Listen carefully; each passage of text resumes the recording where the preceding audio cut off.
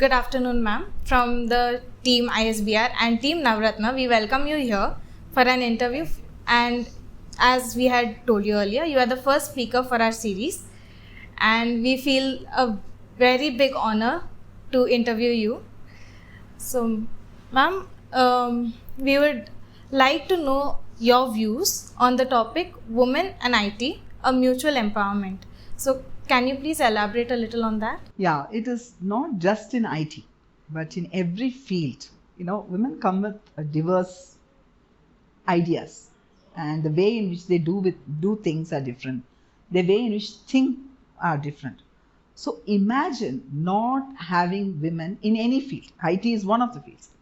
I feel I feel two things about it, right? One is the majority of the population. Women are majority, it's 50 plus.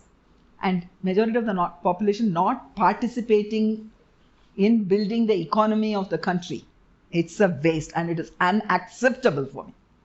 The second thing is that the ideas, the creativity, the thoughts that women have, if it is not brought to a corporate or any part of life, we are missing something big. So from these two fronts, I feel that women should be there and in IT as well, because IT requires a lot of innovation, creativity, and how to use technology for building something better for the future, right? And how can we leave women who can make it big for that kind of a thought process? Definitely. The director of Director Global IT at Hewlett Packard. You have over 35 years of experience. Now, do you see any cultural difference from your early days and currently? What has happened for the women? Absolutely. I see a lot of difference. So we used to be a little, not very open, and people used to be in the shell. And I'm not telling, generalizations are wrong, okay? There are people who are different. And when I look at my own journey, I was not this open and this expressing my views or, thoughts was not very easy for me in the initial stages when I was in my 20s. And I've learned through the process now. But when I see now, today when I look at you, the confidence, the way in which you speak, I'm feeling so proud and I'm feeling so happy. The way in which women have evolved and, the way in which the current girls are, I feel inspired. I learned. So the kind of confidence that the girls come today with is a big, big cultural shift I see. And I'm happy about it and I celebrate it. That's a really great thought, ma'am. So, ma'am, what in your own, like we said, in your own journey, in the past 10 years, we can see a very tremendous shift in the working cultures. And in the organizational culture, do you see any changes that the organization made for working women and working mothers? And do you think that the organization should improve that culture a little more in this factor? Yeah, absolutely. So previously, we never had any crush facility kind of thing in the office. So slowly the crushes started happening, and there are offices where the moms can go and mother their children just very close to the workplace. So it is taken a big shift in terms of how women are looked at in the workplace, because their interests are taken care, because you're a mom irrespective of whether you're working or not. So ability to be able to take care of your child is a very intrinsic need of a woman, right? Because you can't tell, okay, I'll keep the child at home and my personal life is personal and my official life is official. You can't do that. You need to get your child closer to the office where you can take care and you don't feel guilty. So things have changed a lot, and especially with the COVID situation, the fact that you can work from home. My niece delivered a child right in the middle of COVID. And for close to 2 years, she didn't have to go to work, and she could bring up the child. She could see the child growing in front of her instead of, seeing him only in the morning once before going to work and evening after coming back from work, right? And she has been able to have a very productive work life as well, because she has her in-laws staying with her and they take care of the child when she is working. So it has been a great win-win for the kid, for the mother, and as well as for the companies, because many of the times companies lose women immediately after the birth because they don't come back to office that easily, because there is a guilt of not being able to take care of the child. Many of the women give up their work. I'm so glad that people do not have to give up their job and they can continue taking care of their child. And this COVID has taught us that we can work from home and be productive, take care of the family, and women can take it all. Yeah. So as I told you, in our team of 13 members, we have a ratio of 8:5. So 8 women and 5 men. So how do you manage men in your workplace? Like, how do you lead a team of men?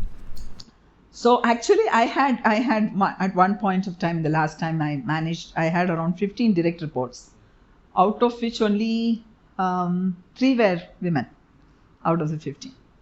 So yes, women in senior levels are less when compared to women in junior levels.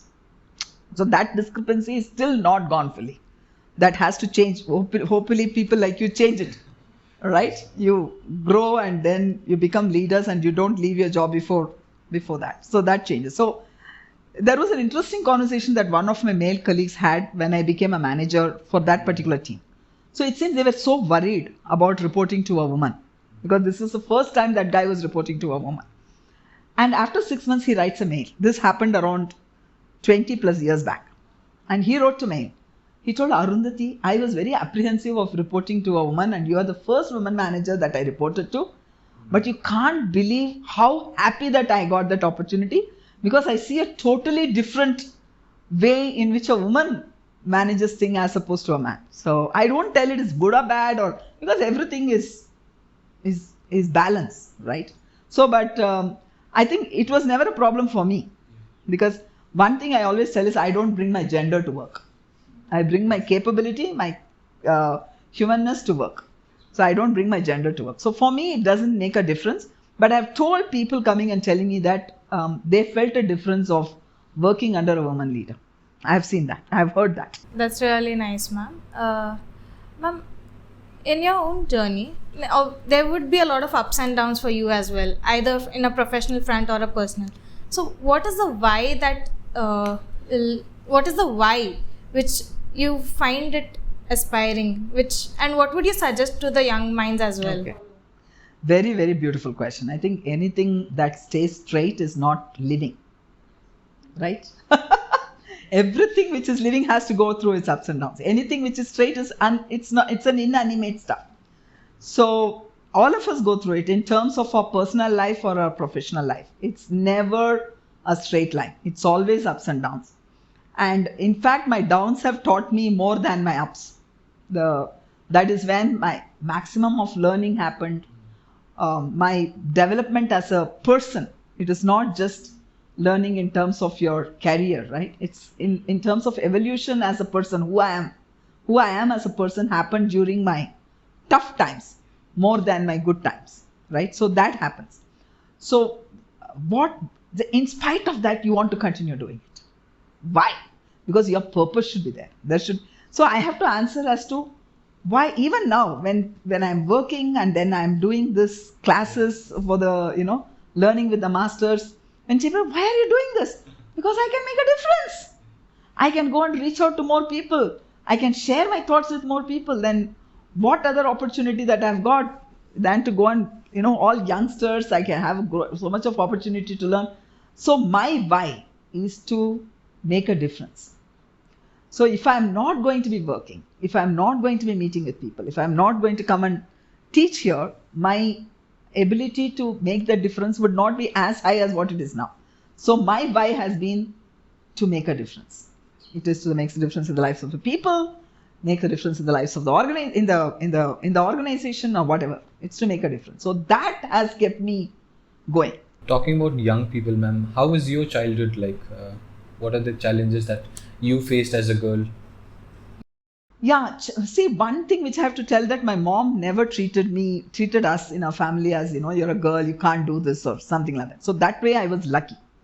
So, but it was a difficult childhood in terms of we were not economically well off. So it was a lot of challenges growing up, especially when I wanted to study there was economic constraint at home and I had to work it around and did all that. But I think the opportunities right now are so humongous as opposed to what I graduated in 82, 86 in engineering. And compared to that, what is today is there is humongous opportunity to be able to grow in spite of all those challenges. So, ma'am, even now we see that not many girls take up engineering. And a message for our youth for today. What do you think is the main hindrance that you think that women don't want to take up engineering? See, maybe because they find it in terms of they'll not be able to have a work-life balance or whatever it is, right? I do not know what exactly, why exactly they do not want to take up engineering, but I'm telling you, why they should take up is because of the kind of innovation they can bring in. See, engineering at the end has to touch lives, has to make a difference to our lives. If it doesn't touch, then what is the point in doing it? So, but if you want to touch lives, not using the creativity of women to solve those problems, which can really touch lives, right? I feel because of that one reason, to be able to make a difference in the lives in a very creative and innovative way, applying solutions which will really be more humane. I think we need to have women in engineering. There is no other way. The solutions that we get will be much better. Yes. The solutions will be more inclusive. Yes. The solutions will be more, exhaustive. I think those are the kind of solutions we need. Yes. And not having women provide those solutions, we are losing out. So that's why women should be in engineering. That's really insightful, ma'am. You had also mentioned that your mother had a very big influence in your childhood and she encouraged you to go ahead with your studies. Ma'am, is there any specific woman that you had considered as a motivational figure to you or an inspirational figure to you throughout your life? Somebody who you have been following right since your childhood till now? It's my mother, I would say. Even now, she is no more. It's more than 25 years since I lost her. Even now, if you see my bedroom, I'll have my mom's, not my dad's, but my mom's photograph by my bed because she has had a humongous influence on me. Then multiple fronts. One is her resilience, right? She went through a lot of challenges, lot of tough times, but she never ever had any negativity at all in her life. It was always smile and it was always about how to help. The second one was always being so very full of empathy. You know, if she comes across somebody who doesn't have a mother, she'll be almost adopting them as her kid. You know, there are times when my brother has to cycle all the way to give something to somebody because, oh, that person likes it and she doesn't even have a mother. So go and give it. So her empathy was at a different level. So that, I think, that is something which is very inspiring for me. Her empathy, her resilience, and very humility, right? Irrespective of whatever she had, she used to be so grounded and she used to be so close to the ground in terms of her humility. So she has been my inspiring person. But when it comes to, I am a big fan of Dr. APJ Abdul Kalam. So if there is one role model I have is Dr. APJ Abdul Kalam, because I feel that his passion, his humility, and how well-rounded he was, well-read, and he used to play Veena. This means multiple facets of his life. I think he was a great, he continues to be a great role model for me. Whenever I get stuck, I'll tell, what will Sir do? Yeah. So, ma'am, talking about the workplace environment, do you think that the youth of today, they lack? Do you think that they lack any skills which the older generation had that they might be that they might have today, which will be useful for them? See, one of the skill is about, I think things are little bit happening easily as opposed to what we had to go through. Impatient. So I think if we can teach some patience to the people, younger generation, that will really help. So the impatience has a balance, right? When you're impatient, you want to get things done and you want to move things. So that always happens. But I think a bit of patience will go a long way in helping. And one of the other quality that I would want is this entitlement, right? I am born, so I need to have this. So I think that should change a little bit. because that humility, that I got help, the grace and the gratefulness. You saw when we got the people from the Ukraine crisis. Some of them were so good. They were so thankful. They were so grateful. They were so graceful. But some of the people, they behaved. I'm sure you might have got annoyed, right? Arey, what the hell happened? Yeah, we moved earth and sea to get you. And what the hell are you talking? So entitlement should change, because you feel that I will earn it. It's not going to come to me by itself, right?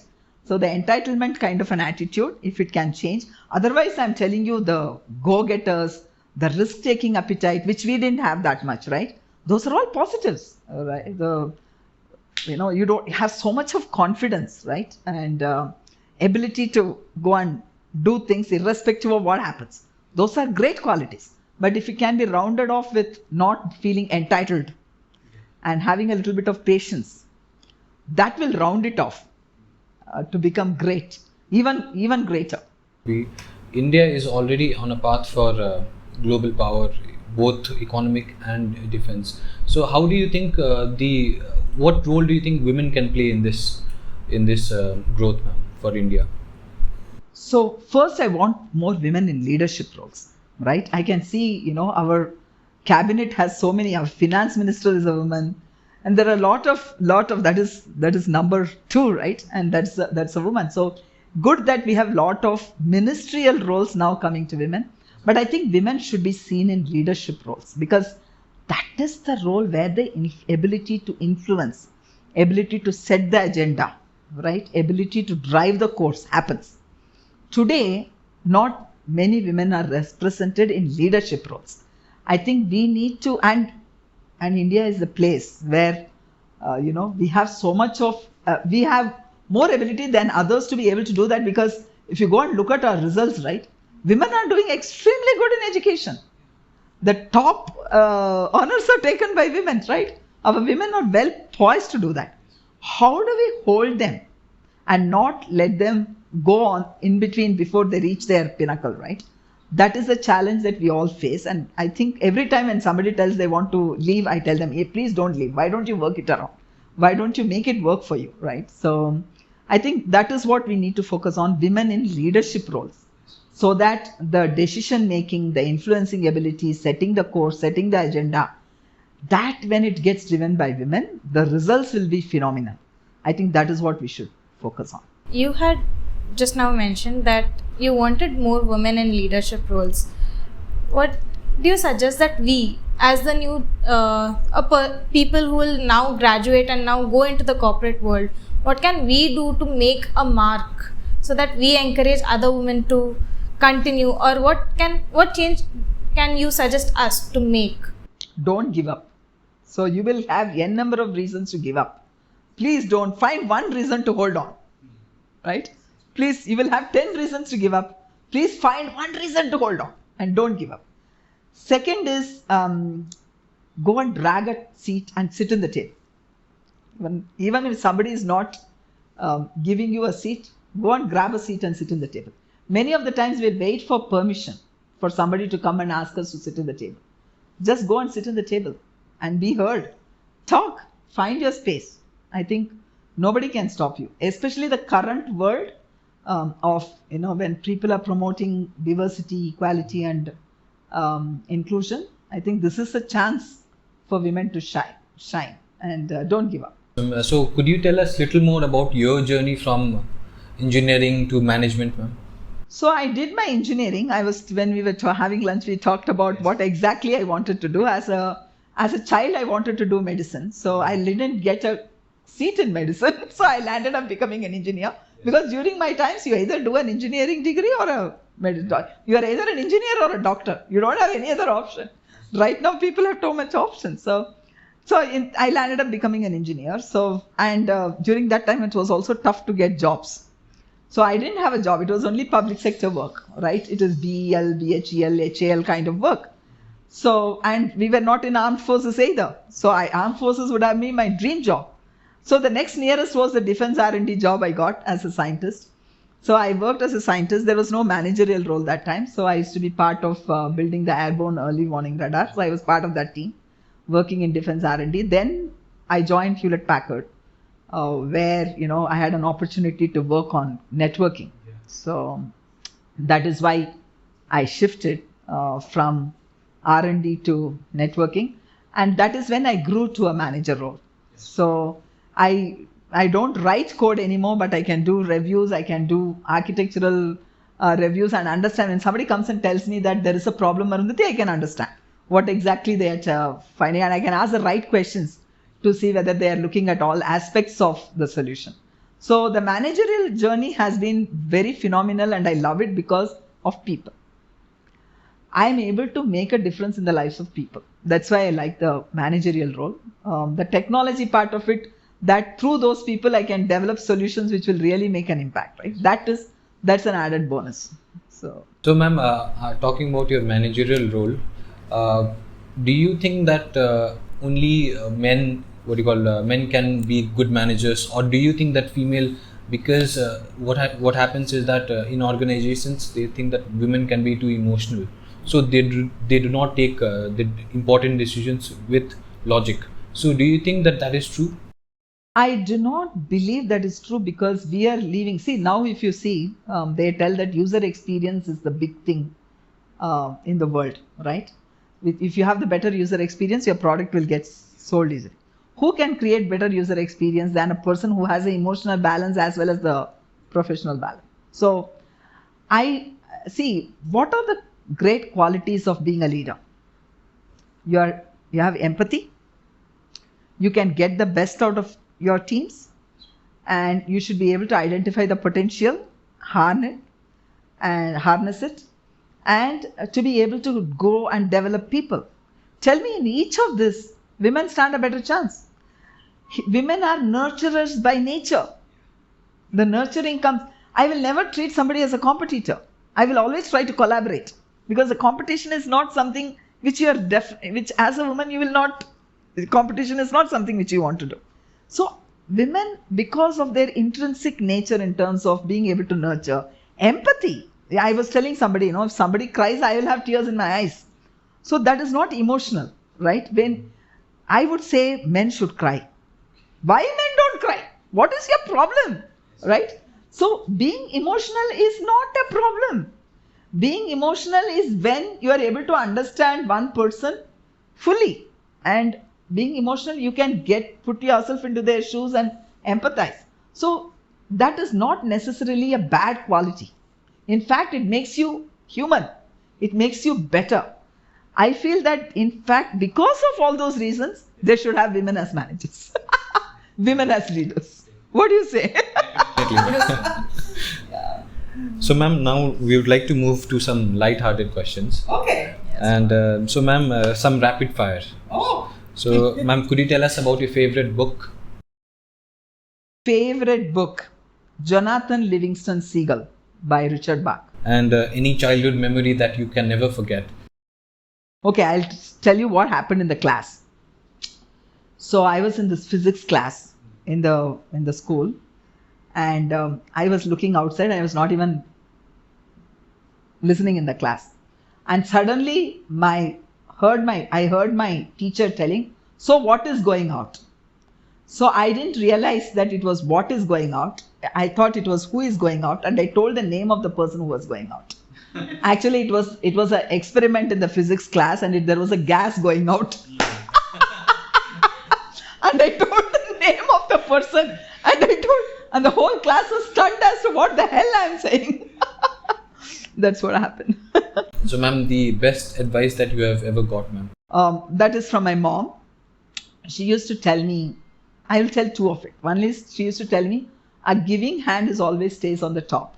So be a giving hand. Because when you give, your hand is on the top. A person who is receiving is below, right? So she used to always tell, let your hand be on the top. Be a giver. The second one she used to tell was, stay humble. Because if you see a field, the field which is a little bit lower gets the maximum water. The field up doesn't get as much water as the one which is below. So she used to tell me, be that person who will get more nourishment, and not, be a person who works in that way, right? So those are the two lessons that I learned from her. Your favorite quote? My favorite quote: even impossible has possible in it. That you live alone, so you like to cook. And what is your favorite dish, ma'am? Okay, my favorite dish is Thai sadam, curd rice. Right from my 6th standard till I finished my engineering, every day I have eaten curd rice. And even now I love curd rice. I do not know. But my favorite dish is curd rice. In fact, for my guests, I made only curd rice yesterday.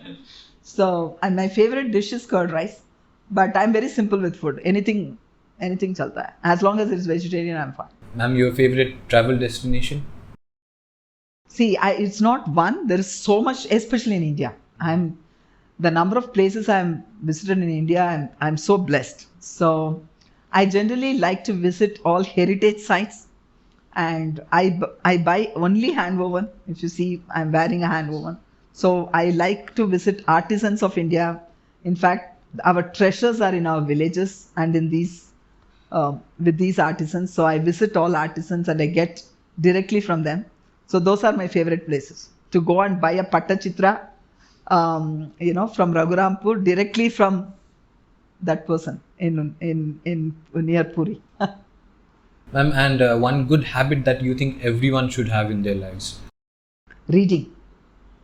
I feel that is not been enough. The youngsters do not read as much as they should. I think traveling, by your experiences of moving with people, meeting different people, you learn. And even if you're not able to travel, you can learn a lot from the book, traveling with the author. So I think people should read a lot. What is the last movie that you watched? Oh my God, that was... See, I watched this second time with somebody because I told them how beautiful the story is. Tumbad. I really feel that should have gone to the Oscars. We didn't send it to the Oscars, but Tumbad is in a multiple level. It's a great movie. It's morally, it gives lot of learnings about how greed can take you and mess up with you. And if the story was very well told, the cinematography was so good. I loved everything with Tumbad. Tumbad is the last movie. But no, I saw Kashmir Files. So I saw Kashmir Files last week. I feel that every Indian should watch Kashmir Files. Please go on. Have you gone and watched it? Please go and watch it. Every Indian should watch a Kashmir Files. During your school days, what was the best mischief that you did? That is something which is very difficult for me to answer, Himanshu. My mom used to tell me that my mom has beaten all the children. We are 7 of us, but she has never beaten me. I used to tell, why you never used to beat me? Because you are such a sweet kid. You never used to do mistakes. So I was a very silent kid and I have never done any mischief as such. I don't even remember doing something which I'm not supposed to be doing. We really had a very insightful and a really good session with you, and we would like you to be part of our series again, maybe in the coming series that may come. Absolutely. Yes. And it was a really beautiful journey of this interview, and I can't express how inspiring you have been to me personally and to everyone present in this room. And And I just can't explain it. One last message that you would like to give to all our viewers, ma'am? Have a bigger purpose in life, because every day when you get up in the morning, that is what makes you get up from the bed. That is what makes you take your first step. So make sure that you have a bigger purpose. My purpose in life is to make a difference in the lives of people.